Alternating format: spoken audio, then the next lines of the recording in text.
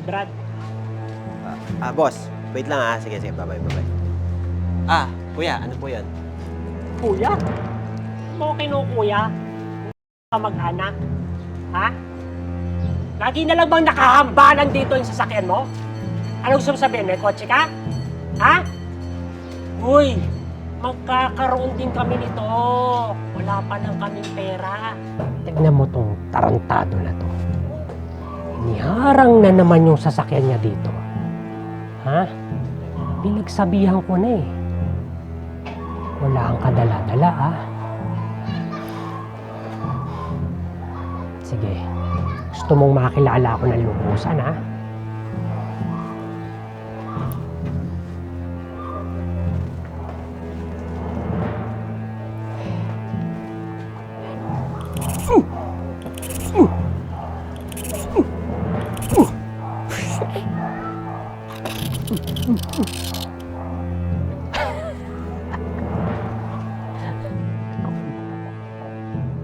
May kotse ka nga, may gas-gas naman.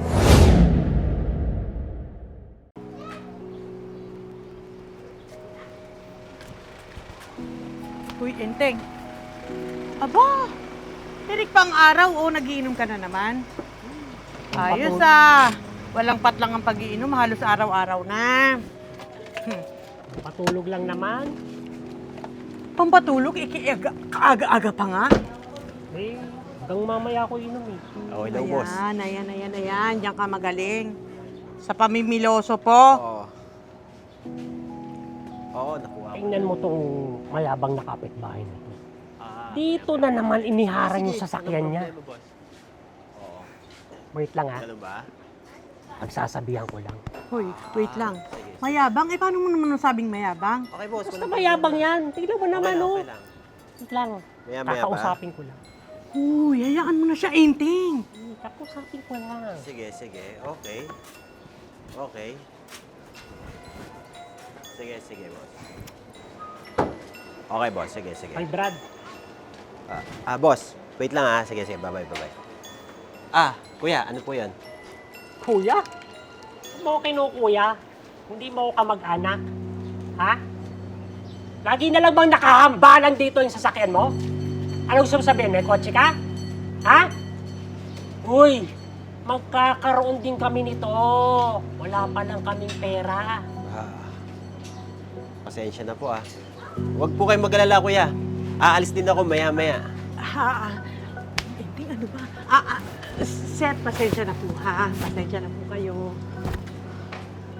Sir? Sineser mo to? Sino ba siya? Ha? Kaya yumayabang yung mga kapitbahay natin dito eh. Huwag po kayong mag-alala. Pasensya na po kayo Maya-maya po, pagkatapos po ng gagawin ko, aalisin ko na rin kaagad yung kotse ko. Oo, alisin mo na yan at nakaharang dito, ha? Uy, Enteng, ano ka ba? Tara na nga. Yan na. Ayusin mo, ha? Ayokong makikita pa yan dito, ha? Sige, sir. Pasensya na po. Ika na nga. Bakit ba? Pumasok ka nga dyan.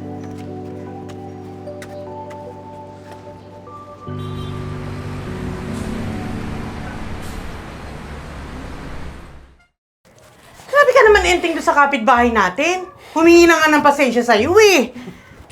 Iyaan mo siya, para magtanda yun, okay lang yun. Yabang nun eh. Mayabang. Ano bang pinagyabang sa'yo? Sa mayabang yun eh. Nakita mo na, pinagmumukha niya tayong hindi natin kaya bumili ng kotse. Yabang! Enteng, hindi naman siguro nun intention na magyabang. May kotse lang, mayabang na agad? Basta mayabang. O baka naman naiinggit ka sa tao? Ako? Naiinggit? Dino? Pangit ng kotse niya. At least siya may kotse. Tayo, Enteng, kailan tayo magkakakotse? Jesus! Kaya lang naman siguro nagkakotse yon dahil may ginagawang ilegal. O kaya, alaga ng matrona. Oo nga, tama. Alaga ng matrona. Yun nga, yun. Ewan ko sa'yo, Enteng. Grabe yung utak mo.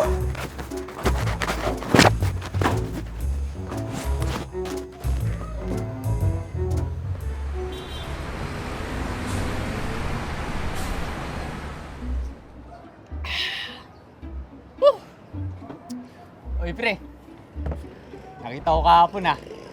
Mukhang nagkakainit ngayon nung kapitbahay mong tisoy ah. Oo, pre. Pinagsabihan ko lang yung kupal na mayabang na yon. Yabang eh. Parang harang yung sasakyan dun. Eh, pre. Isa lang naman yung solusyon dyan eh. Ano? Eh, pre. Kapag inggit, pikit. Gago ka ba? Ba't ako maingit doon? Eh, pre. Di ba halata? Siya may kotse. May magandang bahay. At ikaw, nakatira ka lang sa bulok ng apartment. Wala pang kotse at pera. Eh kung ipalo ko kaya tong bote ng alak sa ulo mo, gago ka. Pre, easy lang. Hindi naman hindi ka nainggit, pre. Hindi ka nainggit to sa tao. Walang kainggit-inggit.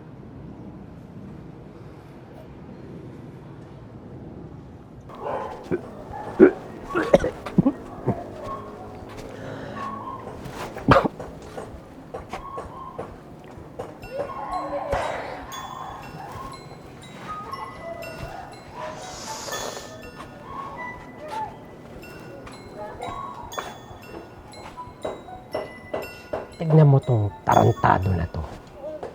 Iniharang na naman yung sasakyan niya dito. Ha? Pinagsabihan ko na eh. Wala ang kadala-dala ha. Sige. Gusto mong makilala ako ng lubusan ha?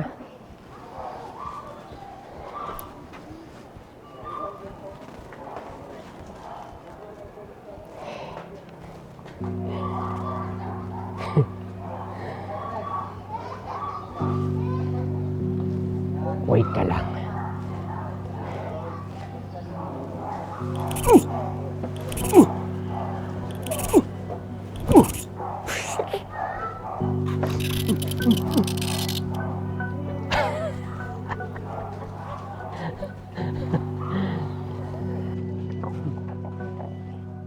May kotse ka nga, may gas-gas naman.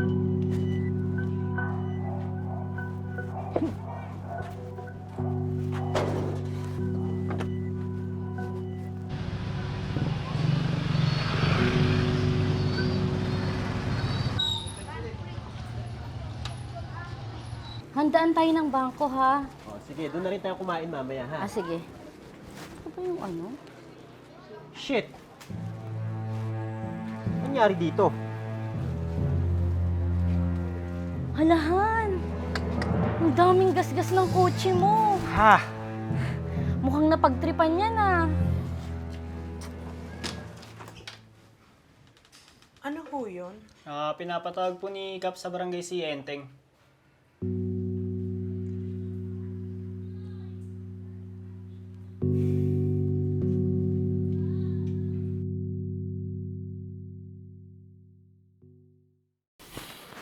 Kitang-kita sa CCTV na ginasgasan mo yung kotse ni Mr. Santos Enteng. May CCTV na nakatutok sa street namin? Yes. Nagpakabit ng CCTV na nakatutok sa kalsada mismo itong si Mr. Santos. Kitang-kita ka. Halahan! Ang daming gasgas ng kotse mo. Ha? Mukhang napagtripan yan, ah.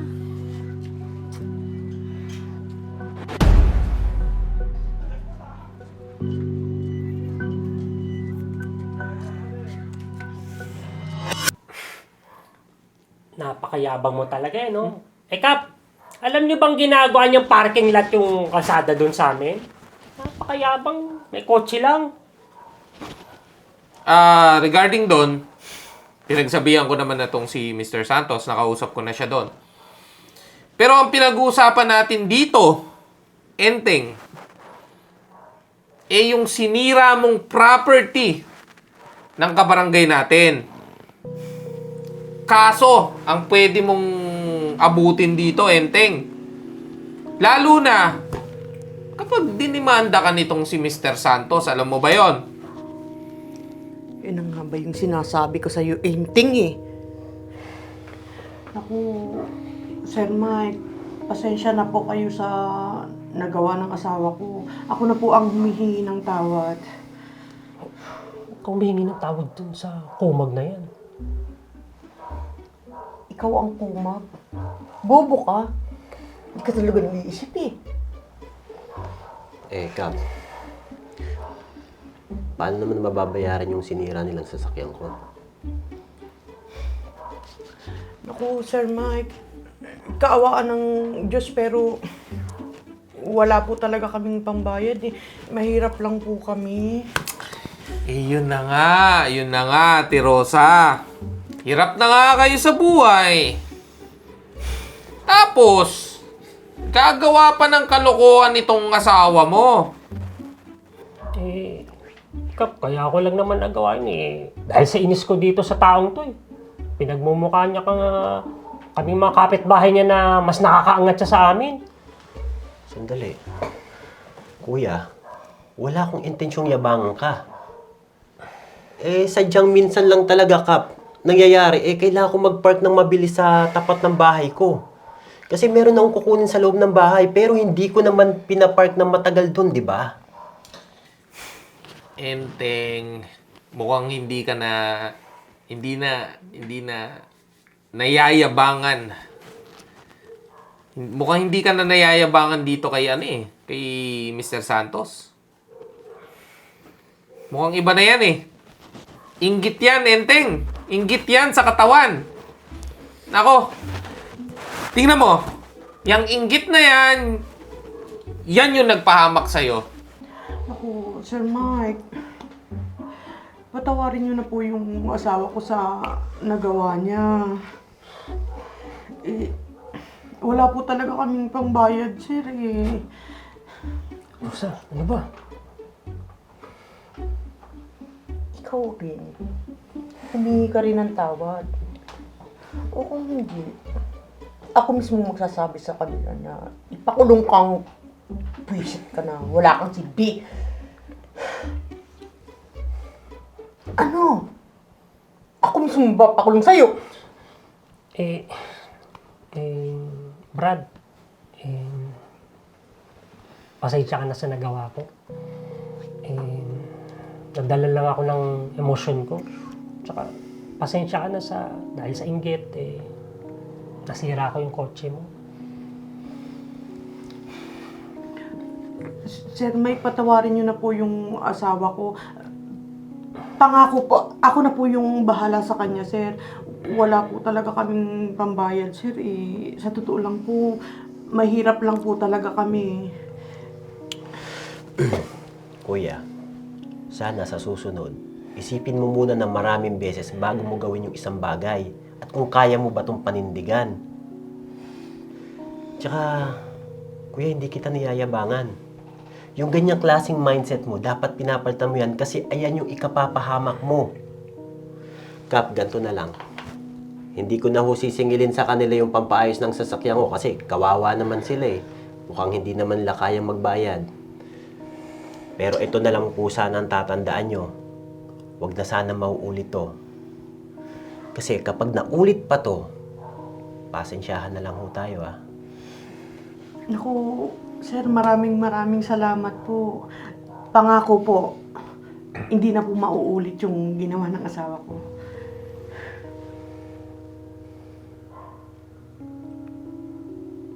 Sorry, salamat ho. Pasalamat ka, Enteng. Mabait tong asawa mo. Malumanay. Mahinhin.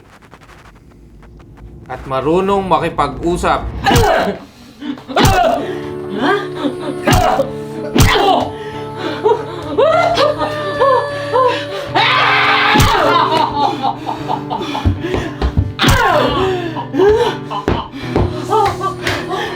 Hindi ka dito!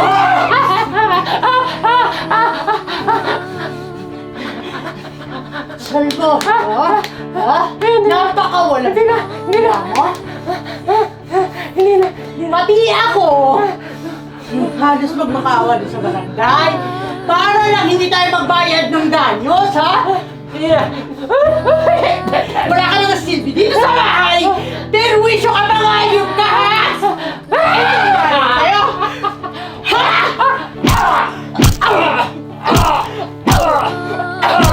Pero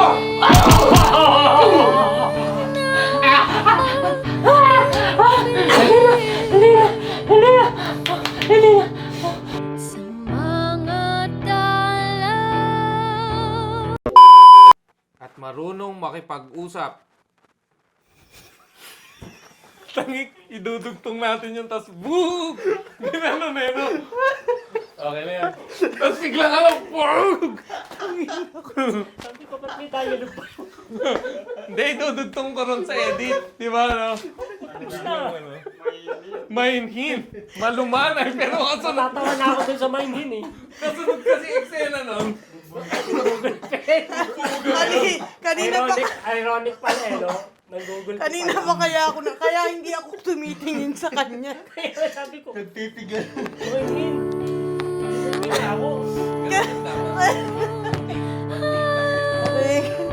Pero wag kang mag-a-add ng gano'n.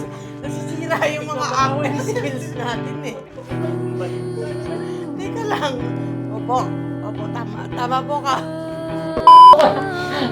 Cut! Go!